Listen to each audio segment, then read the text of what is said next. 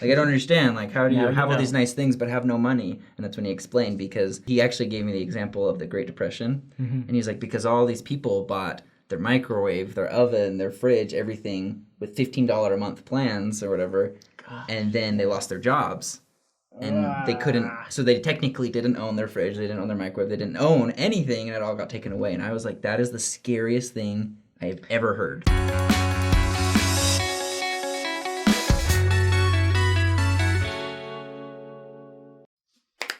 Hey, welcome back to Saints Unscripted with me and Justin, because that's all you're getting. That's all you're getting. It's for like the foreseeable future. And we're not sorry. Oh, I mean, we're not sorry. I'm not sorry. I just feel bad for the lack of female participation. But like, there will be, Samantha will be coming for more episodes soon. So Yeah, don't worry. Hey everyone! The only problem is she's also white, so it's just going to be white people. We're sorry. Speaking of white Moving middle on. class privilege, I'm just kidding. We're talking about money. I think now we're really excited for this episode, because now more than ever is when you guys should be thinking about your finances, because the world's just going to get crazier. Yeah. And I don't know how many people have lost their jobs, but it's a lot. And so hopefully, so a lot of this stuff is going to be about what the church has taught, because they, interestingly enough, have a very strong stance on what you should do to be financially stable. And they have classes. You know, they have courses you can take. They have booklets. And it's really impressive, because you would think that a church, you know, spiritual leaders would have very little to do with like Finances. your physical well-being, Balancing your checkbook. but Who does that? And that's why a lot of people get the wrong idea about the Mormon Church and those rich white old men. But it's nothing to it's all because the gospel teaches us that we should be self-sufficient, that we should be smart with our money. Right. And Like, if Christ were here today, I'm sure he would encourage you to spend money wisely. specifically, like to quote the church, they say, "We encourage you wherever you may live in the world to prepare for adversity by looking to the condition of your finances. We urge you to be modest in your expenditures, discipline yourselves in your purchases to avoid debt." That's just good advice. Yeah, and it's just solid advice. And Yeah. Gordon B. Hinckley, way back in the day, and I don't know if it was general conference or it was just a statement, but he was like, Oh, yeah. he was like, get rid of your debt now. Discipline yourselves in your purchases. Avoid debt to the extent possible. Pay off debt as quickly as you can. That's all I have to say about it. But I wish to say it with all the emphasis of which I am capable. Yes. It's like, whatever it is, pay off your house, just do it. My dad, It was like a few years just before. exactly, it was a few years before economic crash, and my parents 2008? paid off the house, they paid off their debt, he did everything he could, and then 2008 hit, people lost everything, and my family was fine. You know, and and I was like, that is literally like prophetic intervention. Yeah. He told us to get rid of our debt. He even gave us a few years to do it. Yeah. It wasn't like next year. It was like, you've got to have a Start doing while, this so now. start now. And my parents took it seriously. Makes you wonder what things that you might have missed last general conference that's going to be important 10 years from Well, now. crap, Taylor. No. Keep you up all night. Read. No, this is an interesting thing because it goes contrary, or it's like counterintuitive, right? Right. Paying an honest tithing, living within your means, saving for unexpected expenses, and avoiding debt are essential parts of financial stability. You know, all of those things are really good, but a lot of people would be surprised that paying tithing is included among those things. If I give you my money, I have less money, Taylor. Right? Isn't that how it I works? give money to the evil church that uses it to pay for their rich dinners and McDonald's trips.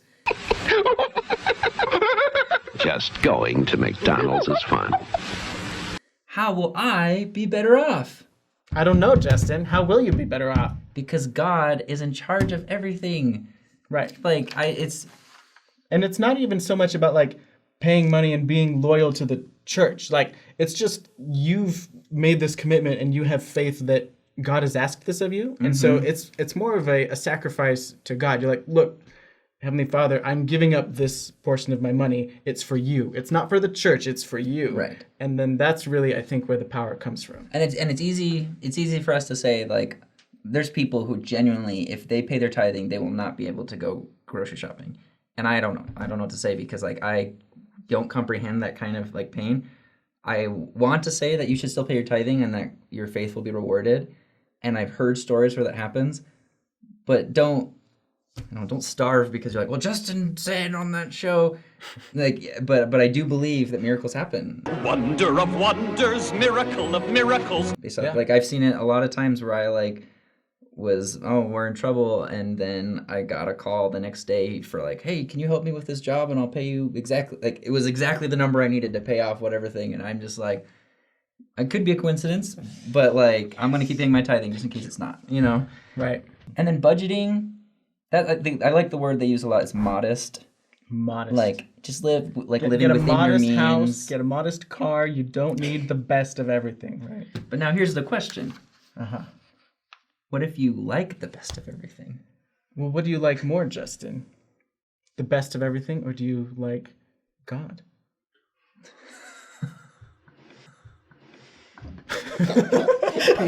I shrink before the truth. My sins, no. That was a bit of an extreme example, but when it comes down to it, like what you value most, like if you have, I think that naturally, not that you have to get crappy things. You don't have to get crappy. You can treat According yourself. to my dad, you do. Treat yourself 2011. You can treat. Growing up, You're I allowed was to like, treat do you see how yourself. Clothes, Treat yourself. fragrances, Treat yourself. massages. Treat yourself. Do you see how small our TV is? This TV is only $100 more and is this much bigger. And he's like, but I'm righteous and I'm frugal. And I was like, I don't think that's a good thing. I think like you're allowed to treat yourself. I think. So, treat yourself day is just a day where you go to the spa and then the mall. I knew you wouldn't get it. But it comes down to just like what you value more. And I honestly think that over time, like the stronger your relationship with God, the less you care about having nice things. It doesn't mean that you have to avoid nice things right now. But I do think that if you are working on building your relationship with God, you're going to start over time caring less and less about those other things. well, how were you like when you were single, like way back in the day? Like has your view on finances changed? I know mine have. So like I used to just treat myself by eating out all the time. I would Used to. I used to. No, yeah, I really do because my wife when we got married, my wife her body would reject processed sugars.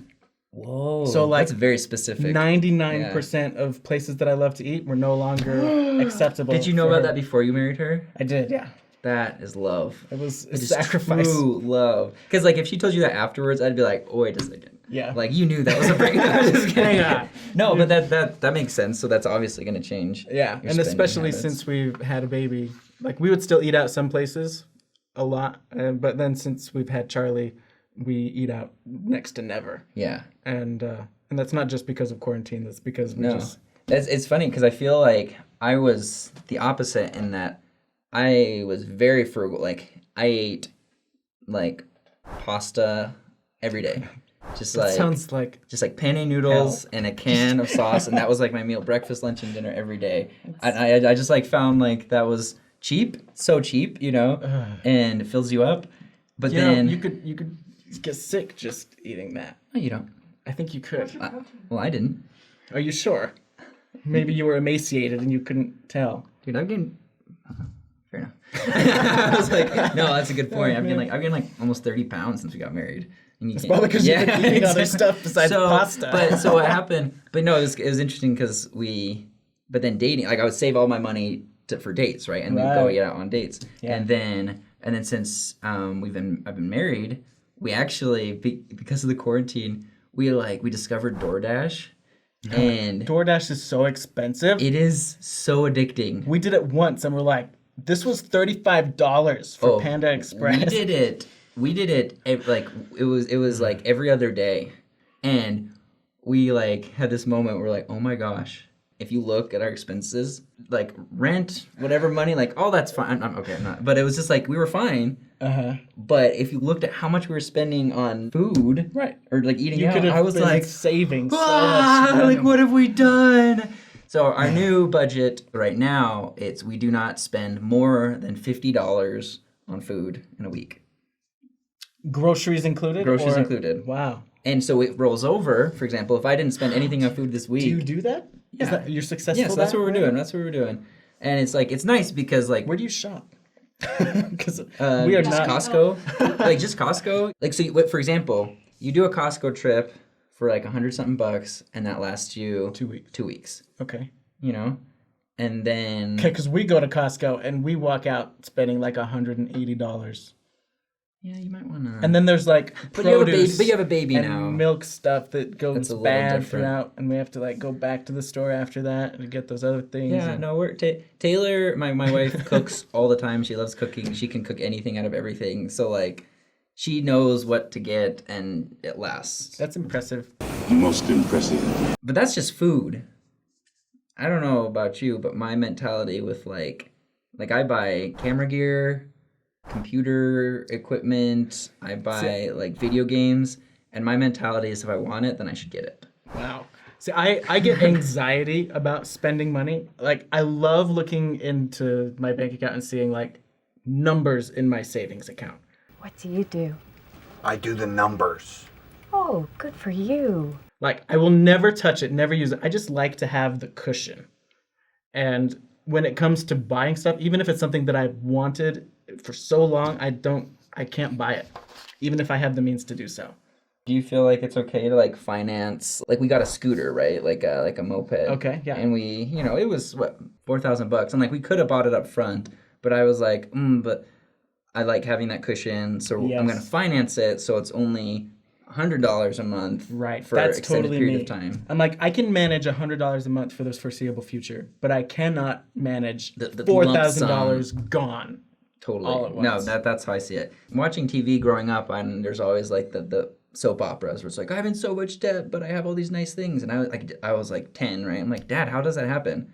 Like, I don't understand. Like, how do you Now you have all know. these nice things but have no money? And that's when he explained, because he actually gave me the example of the Great Depression. And he's like, because all these people bought their microwave, their oven, their fridge, everything with $15 a month plans or whatever. And then they lost their jobs. And they couldn't, so they technically didn't own their fridge, they didn't own their microwave, they didn't own anything, and it all got taken away. And I was like, that is the scariest thing I've ever heard. So, Justin, doesn't the church tell us not to go into debt? I mean, Is it a commandment? it says avoid debt. Right. So the church has even said elsewhere, it's okay to go into debt for a house and for education, and anything else was off limits. Really? Like Yeah. they said that. Like, And that's kind of become like a Utah culture commandment. Like if you go into debt for like a car, there are some people out there that will be like, no, should you have done that? Couldn't you? I'm like, interesting. But I mean, yeah, that's my dad to a T. You know, like, Yeah. that's my father. But like, I needed like a new computer and a you nice finance your computer computer? for like video editing and stuff. My Mac Mini, my external GPU, my little baby. And so I financed it, and There you go. but it's with the mentality. I guess I'm not going to finance something that I don't know is going to help me. right. You know, I don't finance things that are just fun. Gotcha. So it's also a tool that you're going to use Exactly. to improve your I situation. love the idea of like, I'm getting this camera because it's going to make me this much money a month.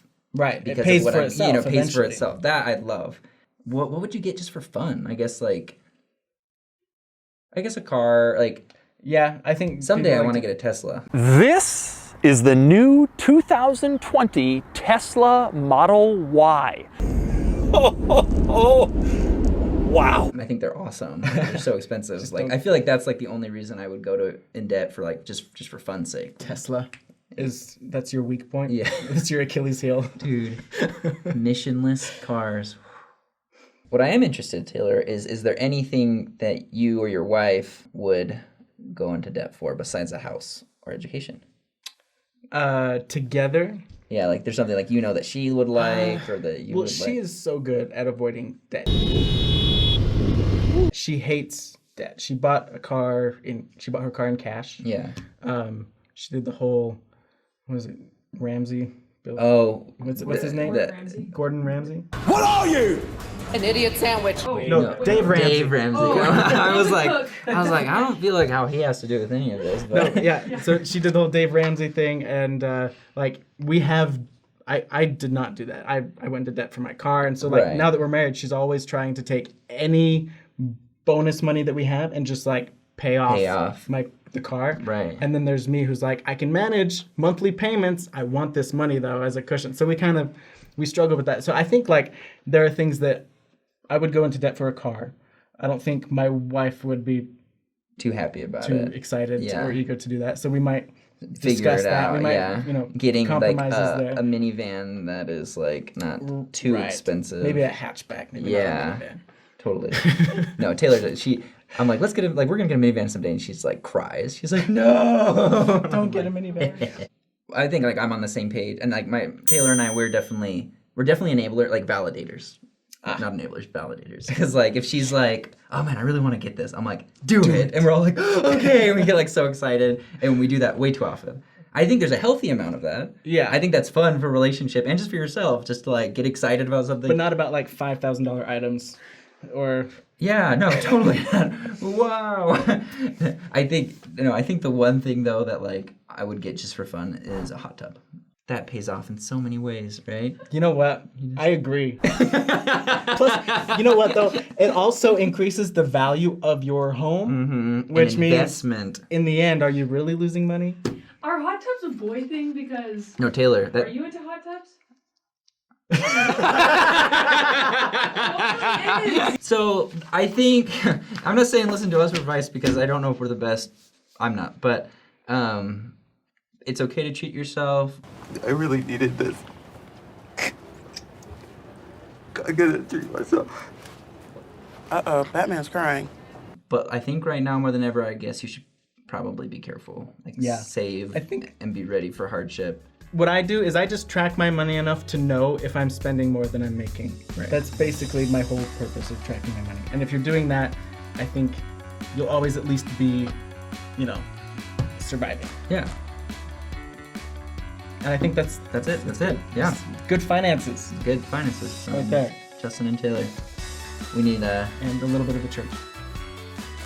Not as much should have been more in this episode from the church. churches. There's a lot of really good. We mostly just talked about ourselves. The church was like, avoid debt, or whatever, keep a budget, and we're like, we hate budgets also. I know.